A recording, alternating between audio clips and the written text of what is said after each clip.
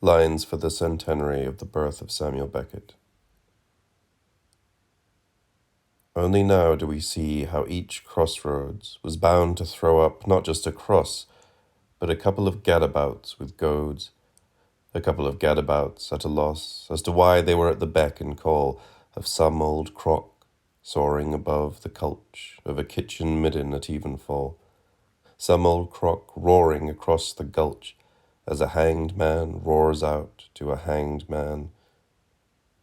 Now bucket nods to bucket of the span of an ash yoke, or something of that ilk. Now one hanged man kicks at the end of his rope in another little attack of hope. Now a frog in one bucket thickens the milk.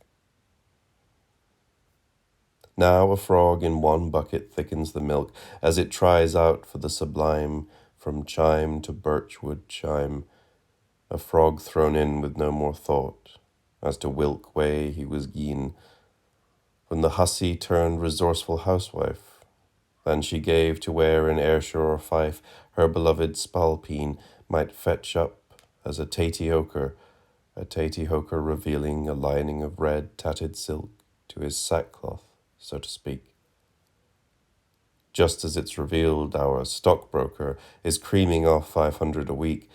while the frog in one bucket thickens the milk.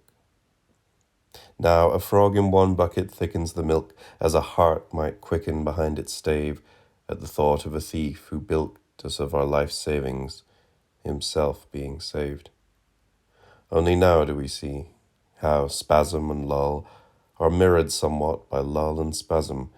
when the nitwit roars out to the numbskull, thinking he might yet narrow the chasm between his own cask and the other's keg, thinking he might take the other down a peg, if not leave him completely in the lurch. Leave him to ponder if it's less an ash yoke tipped by his bucket of balderdash, less an ash yoke than a crossbar of birch.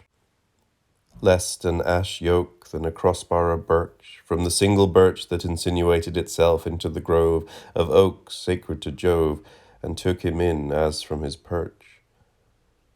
The nincompoop whose churning our account took in the other knucklehead, with the proposal that our aversion to being bled